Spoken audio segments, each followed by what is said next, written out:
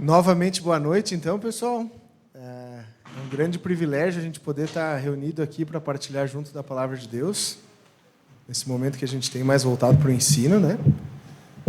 E nesse meio tempo, enquanto eu refletia sobre que assunto nós poderíamos trazer nessa noite, o que seria relevante para conversarmos como igreja, com base nas Escrituras, tendo em vista o momento que a gente vive, uma coisa, há alguns dias já, chamou a atenção no meu coração, e é algo que parece simples, mas que muitas vezes passa à margem da nossa rotina, ou à margem da nossa vida, né? Que são as questões que envolvem, na prática do nosso dia a dia, a defesa da nossa fé em Cristo. Por que eu digo isso? Porque nós temos vivido em uma sociedade que, além de cada vez mais cética, está à mercê, dia após dia, de mais e mais falsos mestres e falsos ensinos acerca do Evangelho. E quando eu digo falsos mestres e falso ensino, eu digo porque tanto esses mestres, entre aspas, né, quanto esse ensino, eles não cooperam em nada com o Evangelho deixado por Cristo para que por nós seja vivido e anunciado. E por incrível que pareça, esse contexto, essa realidade, não é novidade no que diz respeito a ser cristão nesse mundo, né?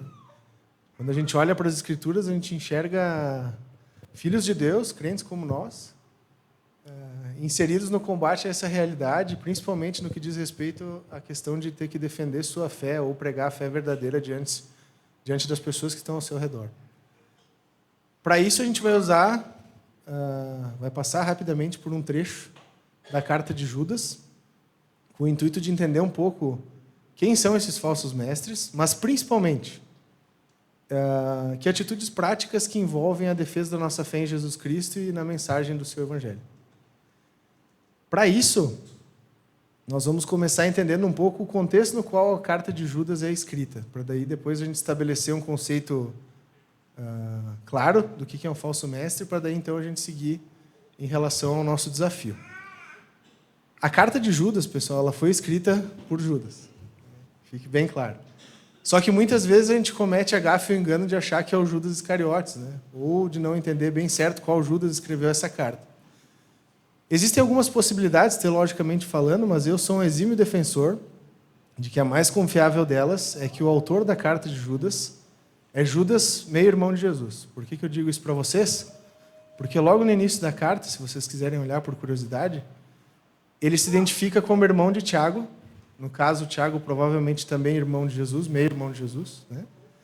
E provavelmente isso por questão de humildade, né? Por entender que o seu irmão 100% era Tiago, aquele que era filho de pai e mãe, né? As questões de data também cooperam para isso. A carta foi escrita por volta de 68, 75 depois de Cristo, endereçada provavelmente aos mesmos cristãos do centro-norte da Ásia Menor ali, aos quais Pedro vai endereçar suas cartas. Você lembra 1º, 2 Pedro lá? É provavelmente o mesmo público-alvo a qual o Judas está escrevendo aqui. E essa galera passava por uma constante luta de identidade. Eles tinham ouvido a mensagem do Evangelho, mas eles estavam inseridos numa realidade que era muito diferente da fé que eles professavam agora. Então, eles tinham uma constante luta ali dentro deles entre o paganismo que eles viviam antigamente, o culto aos outros deuses, as outras práticas religiosas e tal, e ao cristianismo que eles haviam recebido por meio da pregação do Evangelho. Então, aquilo estava em constante conflito dentro desses leitores. Se a gente tivesse que resumir o conteúdo da carta de Judas em um pequeno parágrafo, a gente poderia dizer que o conteúdo total dessa carta é: defender a fé do erro exige consciência do que Deus tem para os falsos mestres e dos deveres do cristão diante do falso ensino. E agora eu queria ver com vocês brevemente o que Judas fala sobre esses falsos mestres, porque eu creio que seja muito importante a gente entender esse conceito para construir um bom filtro bíblico, para daí sim entender como é que a gente defende a nossa fé diante desses ataques, dessas pessoas, dessa realidade. Tá bom? Então a gente não vai ler todos os versos, mas eu vou dar uma resumida aqui, tá? A carta de Judas vai dizer que os falsos mestres, quanto à sua conduta, são alienados à realidade, Isso vai estar lá no verso 8. Então, ou seja, eles estão totalmente focados no aqui, no agora, nesse mundo e nessa realidade. Verso 8 também vão dizer que eles são imorais em todas as suas práticas e também vai os tratar como duros, arrogantes e tudo isso por causa da sua falta de conhecimento espiritual. Isso aí a gente vai ter nos versos de 8 até o 10. Judas também retrata eles como egocêntricos quanto à religião. Então, não é Deus no centro, não é Cristo no centro, não é o Evangelho no centro, mas eles são talvez a chave mágica ou o quesito que faz todas as coisas acontecer. Moralmente pervertidos por sua ganância, então a expansão do reino, a pregação da mensagem, o demonstrar Cristo não é necessariamente sua motivação, e eles são rebeldes contra toda a autoridade que é imposta por Deus acerca de suas vidas. E quanto ao seu caráter, Judas vai retratar eles como destrutivos, verso 12, egoístas, 12 também, enganosos, também está ali no 12, assim como decepcionantes, e o verso 13 vai os tratar como inconstantes e indignos de confiança. Estabelecido então esse perfil básico do que são os falsos mestres que corrompem a mensagem do Evangelho de Cristo, a gente vai observar agora com calma então dos versos 17 até o 23 da carta de Judas, para falar sobre 3 compromissos que nós como cristãos devemos ter para que a nossa fé em Cristo, independente de quais sejam as circunstâncias, seja defendida da melhor forma pela prática das nossas vidas. Então, eu queria convidar vocês a ler do verso 17 até o 23 comigo. Judas 17 vai dizer o seguinte: Todavia, amados, lembrem-se do que foi predito pelos apóstolos de nosso Senhor Jesus Cristo. Eles diziam a vocês: nos últimos tempos haverá zombadores que seguirão seus próprios desejos ímpios. Estes são os que causam divisões entre vocês, os quais seguem a tendência da sua própria alma e não têm o Espírito. Edifiquem-se, porém, amados, na santíssima fé que vocês têm, orando no Espírito Santo. Mantenham-se no amor de Deus, enquanto esperam que a misericórdia de nosso Senhor Jesus Cristo os leve para a vida eterna. Tenham compaixão daqueles que duvidam. A outros, salvem arrebatando-os do fogo. A outros, mostrem misericórdia com temor, odiando até a roupa contaminada pela carne. E Judas encerra a carta com uma linda doxologia, dizendo assim: aquele que é poderoso para impedi-los de cair e para apresentá-los diante da sua glória, sem mácula e com grande alegria, ao único Deus, nosso Salvador, sejam glória, majestade, poder e autoridade, mediante Jesus Cristo, nosso Senhor, antes de todos os tempos, agora e para sempre. Amém. Vamos orar? Senhor Jesus, somos muito gratos porque a Tua palavra é viva e eficaz e sempre nos instrui de maneira muito clara acerca da nossa conduta. Te pedimos que o Senhor possa estar tornando o nosso coração agora terreno maleável nas Tuas mãos para que possamos entender o desafio que temos no que diz respeito a defender a nossa fé e a mensagem do Evangelho nos dias de hoje. E te pedimos também, Senhor, que através do Teu Espírito possamos ser transformados. Abençoe esse nosso tempo juntos aqui, que possamos ser, dia após dia, restaurados pela mensagem da Tua palavra, Deus. É isso que te pedimos e agradecemos, no Teu nome, Jesus. Amém. Então, pessoal, primeiro motivo que a gente vê ali, primeiro compromisso que nós temos presente nesse trecho que a gente leu, no que diz respeito a uma defesa da fé em Cristo, por meio das nossas vidas, soa como bem simples. É lembrado que a Bíblia fala sobre os últimos dias. Isso aí vai estar ali nos versos de 17 até o 19. Judas dá início a esse trecho que nós lemos agora, nos incentivando a lembrar sempre o que prediziam os apóstolos de Cristo no seu ensino, de que nos últimos tempos iam existir zombadores, que iam seguir seus próprios desejos impuros e que assim acabariam causando divisão entre o corpo de Cristo. Seriam moralmente dissimulados, seguindo as tendências da sua própria alma, da sua própria vontade, e que certamente esse comportamento ia apontar para a morte espiritual, visto que isso era fruto de provavelmente eles não terem o Espírito Santo de Deus. O autor, com esse início da conclusão da sua carta, estabelece um importante alerta para todos nós. Ele vai dizer: lembrem do que lhes foi ensinado sobre os últimos dias. E aqui nós temos uma pequena vantagem, Porque os destinatários ao qual essa carta foi endereçada, eles haviam recebido a pregação dos apóstolos no que diz respeito à mensagem do Evangelho, e eles tinham acesso a alguns escritos do Velho Testamento, mas eles não tinham a revelação completa das Escrituras, assim como nós temos em nossas mãos nos dias de hoje. Nós, tendo ciência de todas essas coisas, olhando para as Escrituras e acessando elas, a gente entende, como cristãos maduros, que a tendência dos dias à frente, aí fora, é de que as coisas venham a piorar. Porque o mundo jaz no maligno. As Escrituras dizem isso. O pecado corrompe a criação. Isso também está presente nas Escrituras. Mas o nosso consolo diante dessa realidade é de que Cristo, nosso Senhor, no final, vem redimir e restaurar aqueles que são seus, sua igreja. Como cristãos, para que exista uma defesa coerente da fé, é necessário que haja sempre base bíblica que norteie a nossa expectativa em relação à vida. Nós temos esperança? Sim. Nós temos esperança, mas no Senhor Jesus. Nós não temos esperança num mundo que é caído, em um sistema corrompido, ou em pseudo-salvadores que são de carne e osso, assim como nós. E vocês podem notar que sempre que a nossa esperança está desajustada, vem a frustração. Quando a gente coloca a nossa esperança nas coisas, quando a gente coloca a nossa esperança muitas vezes em pessoas, quando a gente coloca a nossa esperança muitas vezes em determinadas situações, as quais a gente cria grande expectativa, vem a frustração. E vale uma ressalva muito grande aqui. O desafio, claro, que temos como cristãos diante desse trecho é que para sabermos o que a Bíblia define como parâmetro, não só acerca dos últimos dias, mas no que diz respeito a tudo que envolve as nossas vidas, a gente tem que ter o hábito de se debruçar sobre ela e entender que é muito importante absorver o que está escrito ali ao máximo.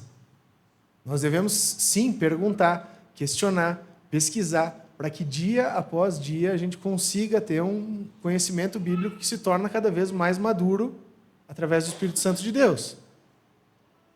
Para que em meio a todos os desafios que a gente vive, a gente possa sim encontrar alento, consolo e segurança verdadeira que vem do Senhor e não das coisas. Uma ressalva boa de fazer aqui é que, como muitos falsos mestres andam por aí pregando um falso evangelho que é baseado em próprios desejos e expectativas, essa falsa mensagem muitas vezes acaba nos soando doce, prazerosa e agradável aos ouvidos. Então, a gente tem que estar muito ligado no que diz respeito a isso, porque não é pelo fato de que essa mensagem agrade o meu coração, soe bem aos meus ouvidos e seja de acordo com o que eu quero, que necessariamente ela agrada a Cristo, que ela é parte da vontade de Deus, que ela é o plano de Deus para as nossas vidas. É importante a gente lembrar dessas sentenças quando a gente escuta muitas pregações aleatórias por aí. E, gente, se vocês fizerem um pequeno exercício, meia hora de Google, vocês conseguem encontrar qualquer fulano falando acerca de qualquer texto bíblico de qualquer maneira diferente. Já passou no Fantástico, cerca de 20 anos atrás, incentiva adultério com base bíblica. Vocês já viram isso, né? Se não viram, pesquisem. É para isso que a gente tem que ter um bom filtro, para não cair nessas simples armadilhas, nessas simples ciladas que intimidade com Deus resolve. Mas o trecho avança. E o segundo compromisso, o qual Judas incentiva cada um de nós a ter, é constância na caminhada espiritual. Vai estar ali no verso de 20 a 21. Ele vai continuar destacando o que seria nosso segundo compromisso no que diz respeito a defender a fé em Cristo. Ter constância na nossa caminhada, na nossa vida com Deus. Judas vai abordar ali no início do verso 20, a necessidade de santificação. Nos enganamos a partir do momento em que a gente conhece a Cristo e acha que santidade não é um processo que deve fazer parte das nossas vidas. Na segunda parte do verso 20, ele vai falar sobre orar em sintonia com o Espírito Santo. E quando a gente conhece as Escrituras, é mais fácil praticar e exercitar esse tipo de oração. Orar de acordo com a vontade de Deus.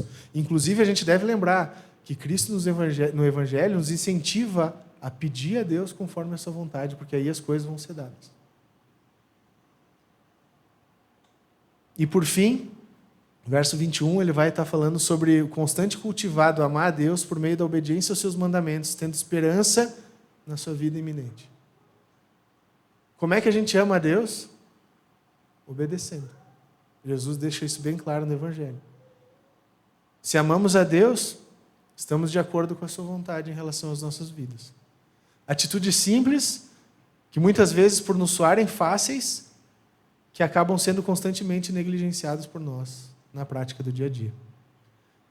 Nós não devemos pensar que é possível ou que é viável defender a nossa fé em Cristo, seja diante da incredulidade que a gente tem aí fora, ou seja em relação aos ataques dos falsos ensinos e dos falsos mestres que se alastram dia após dia, se a gente não demonstrar uma vida com Deus que é coerente.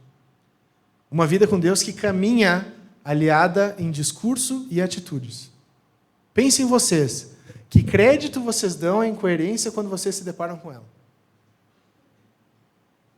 Se no final da celebração eu chegasse para vocês e estivesse falando, galera, a partir de segunda-feira eu vou estar vendendo acompanhamento de personal. Nós vamos estar indo lá para a academia e vocês vão aprender a ficar fit que nem eu. Eu não ia nem poder ficar chateado se vocês não me contratassem para fazer isso. Porque não é coerente. Gente, isso é uma coisa que eu sei que eu tenho que mudar, que eu tenho que melhorar. Da mesma forma, quando vocês estão no trabalho, quando vocês estão estudando, ou quando vocês escutam alguém falar um absurdo, vocês ficam com raiva, vocês ficam chocados, vocês ficam frustrados. Porque essa incoerência, ela realmente ofende. E aí, como nós, cristãos, que se ofendem por essa incoerência, que encontramos e que nos deparamos dia após dia, esperamos que as pessoas que são carentes do Evangelho, que precisam entender da fé, que precisam ver Cristo nas nossas vidas, sejam diferentes de nós. É um pouco de soberba e arrogância, né?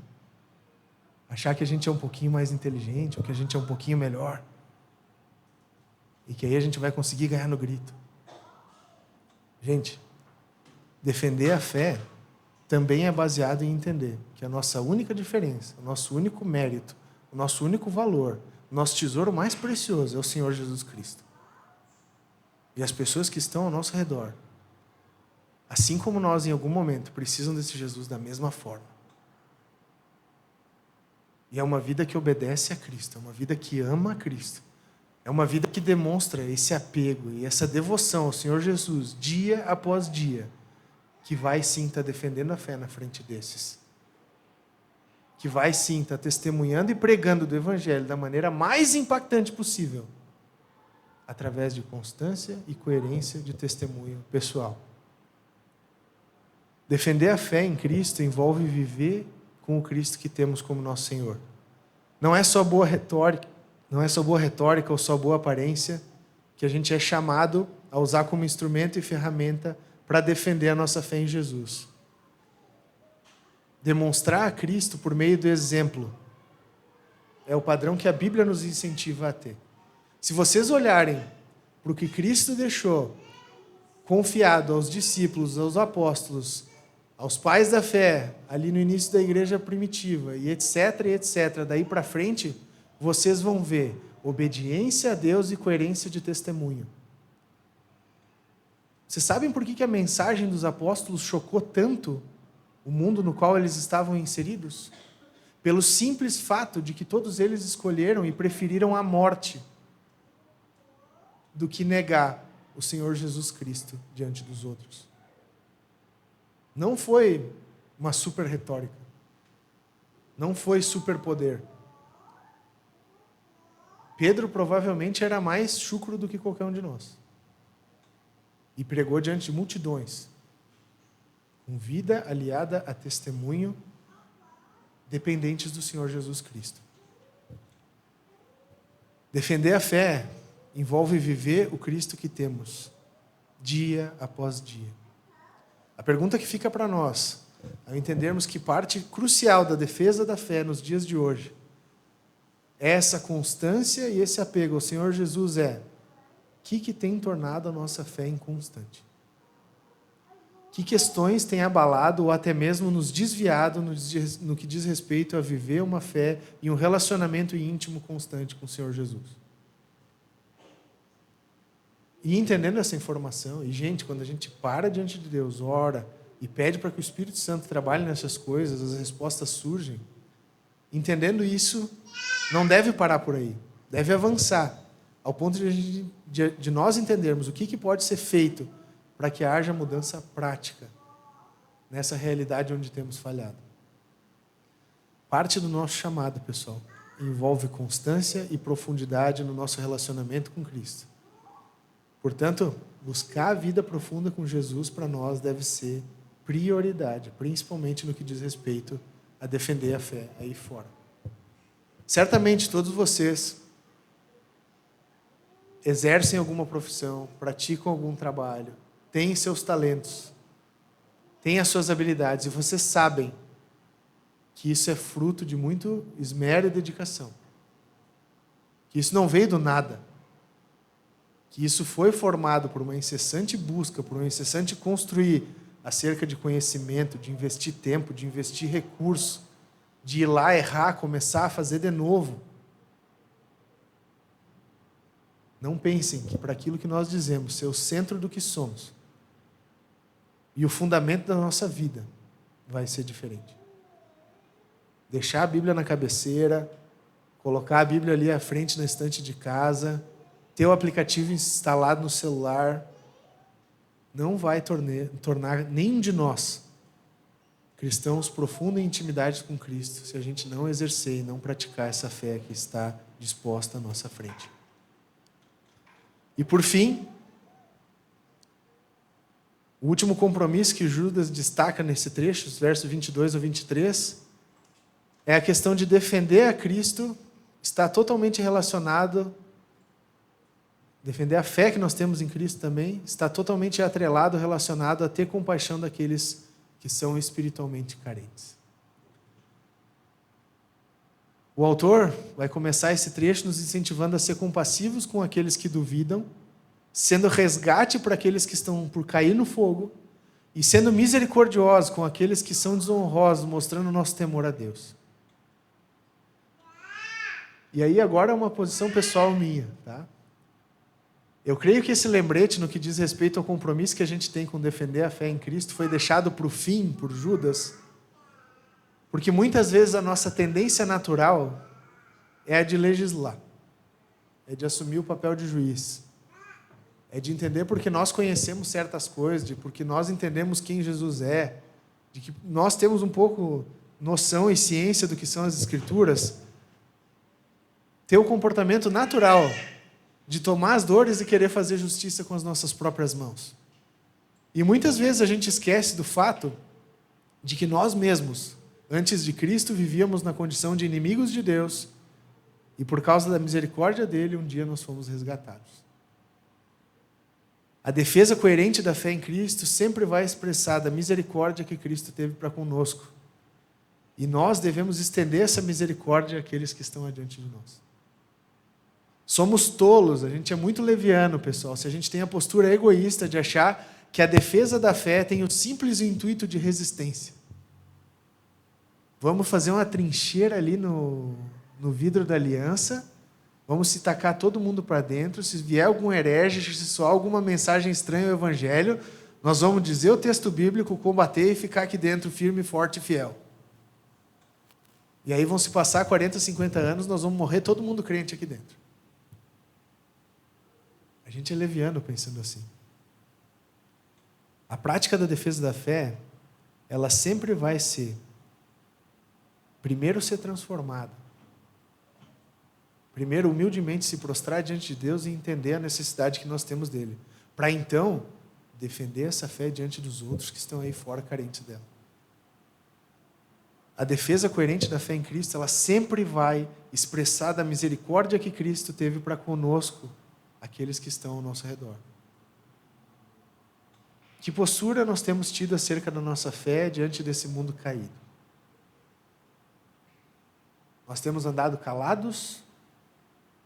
Nós temos deixado vidas serem destruídas, almas se perderem?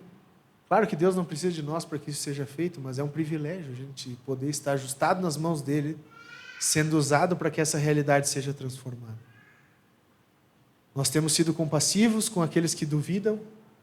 A gente tem tido paciência com as dúvidas e as questões dos nossos colegas, dos nossos amigos. Nós temos sido salvação para aqueles que estão em perigo.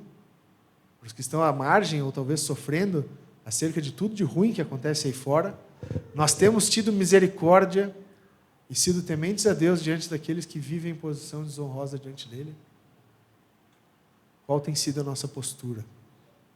Nós não podemos esquecer que o Deus a quem a gente serve é o mesmo Deus descrito naquela doxologia, no verso 24 e 25, que é poderoso para nos impedir de cair, para nos apresentar diante da sua glória sem mácula e com grande alegria. Nosso único Salvador, a quem deve ser detida toda a glória e majestade, a quem detém todo o poder e autoridade, mediante Jesus Cristo, nosso Senhor, que é antes de todos os tempos e para todos sempre. É esse Cristo que nos permite ter compaixão e partir em busca daqueles que estão se perdendo. Defender a fé é isso. Não é só resistência. Bem pelo contrário. É convergência. É fazer com que possamos ser usados para que vidas possam convergir em direção ao nosso Senhor Jesus Cristo. Então, só para a gente não perder o fio da meada, né? Retomar um pouco do que a gente conversou nessa noite de maneira breve, com base na carta de Judas, a gente entendeu que somos chamados a defender nossa fé em Cristo diante de todos, ainda mais tendo em vista o perigo dos falsos mestres e do falso ensino. Com base nos versos 16 até o 23, nós falamos sobre 3 compromissos que devemos ter no que diz respeito à nossa fé em Cristo. O primeiro deles, lembrar o que a Bíblia fala sobre os últimos dias, para andarmos bem ajustados ao que a Bíblia fala em relação aos últimos dias. Segundo compromisso, ter constância em nossa caminhada espiritual com Cristo. Isso envolve leitura das Escrituras, isso envolve oração íntima diante de Deus, isso envolve praticar tudo isso que a gente ouve e recebe de Deus no nosso dia a dia. E também sobre o fato de que ter constância na nossa caminhada espiritual naturalmente vai resultar em ter compaixão daqueles que são espiritualmente carentes. Isso é defender a fé diante desse mundo que é carente do Senhor Jesus. Que impacto que esse trecho vai trazer acerca das nossas vidas, então, de forma bem prática? Primeiro, nós devemos lembrar que os falsos mestres e que o falso ensino não são uma novidade. Eles precisam ser combatidos com o verdadeiro ensino da fé, que é baseado em Cristo Jesus e na sua palavra. Segundo, não podemos basear nossa esperança em fatores terrenos. Nossa esperança deve ser baseada somente em Jesus Cristo, nosso Senhor, Filho de Deus. Terceiro, é o chamado de cada cristão defender a Cristo e a mensagem do Evangelho. Vocês sabem,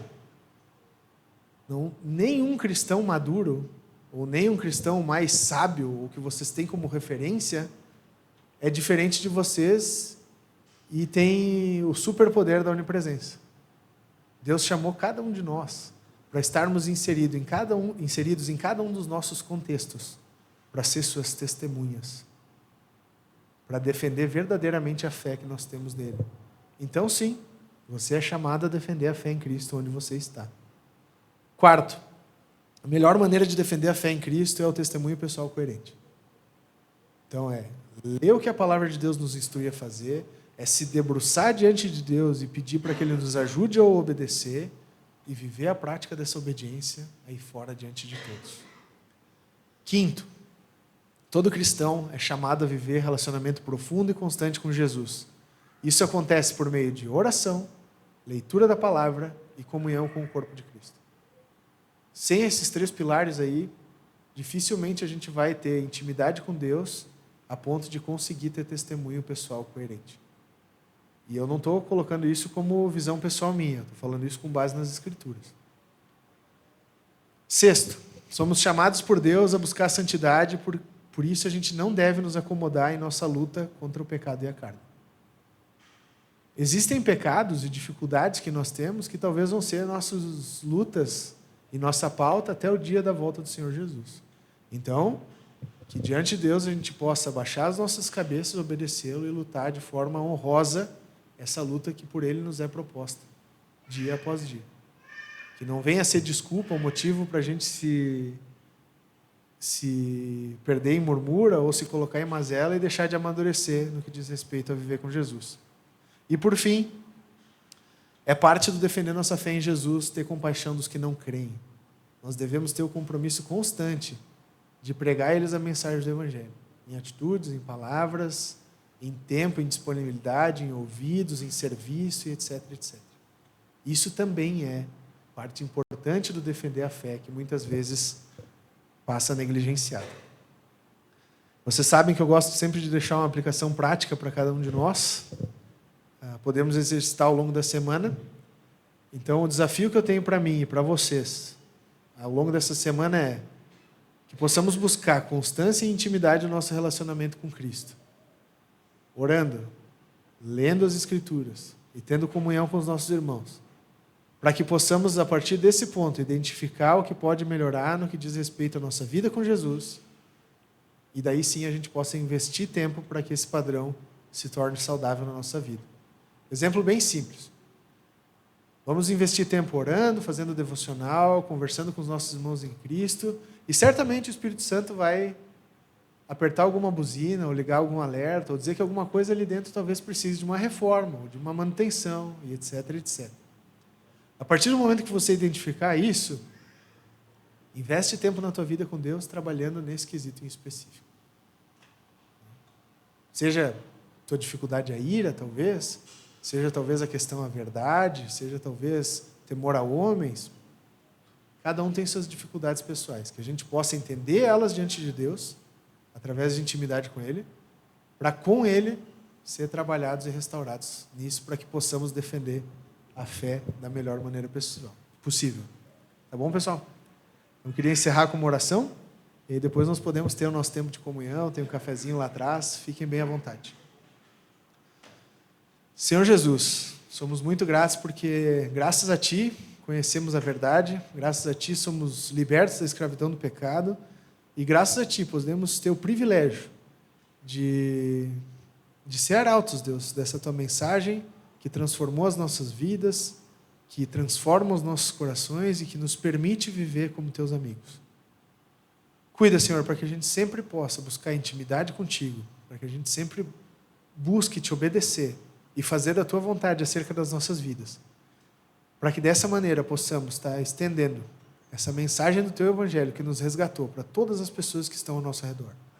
Nos ajuda a ser bom testemunho aí fora, Senhor. Nos ajuda a defender verdadeiramente a fé que nós temos em Ti, para que possamos estar estendendo desse Teu amor para todas as pessoas que vivem ao nosso redor. Nos dá sabedoria, Deus, para entender as coisas que precisam ser transformadas por Ti. Nos dá perseverança, para que a gente consiga encarar as nossas dificuldades, e Tu sabe quais são elas. E ao mesmo tempo, Senhor, que possamos ter apreço e apego pela Tua palavra. Que dia após dia possamos nos debruçar diante dela e entender o quão grandes são os desafios que nós temos, mas ao mesmo tempo o quanto o Senhor está perto de nós, junto conosco, para que possamos viver essas coisas. Cuida, Senhor, de cada um desses queridos irmãos, cuida dos desafios que eles têm à frente, e que o Senhor possa estar sendo com eles, Pai, para que eles consigam entender qual o Teu chamado, qual o Teu desafio, acerca do defender a fé verdadeira que eles têm em Cristo aí fora. Cuida de cada um de nós, Deus, do nosso retorno para casa e desse tempo que a gente tem de comunhão agora. É isso que Te pedimos e agradecemos. No Teu nome, Jesus. Amém.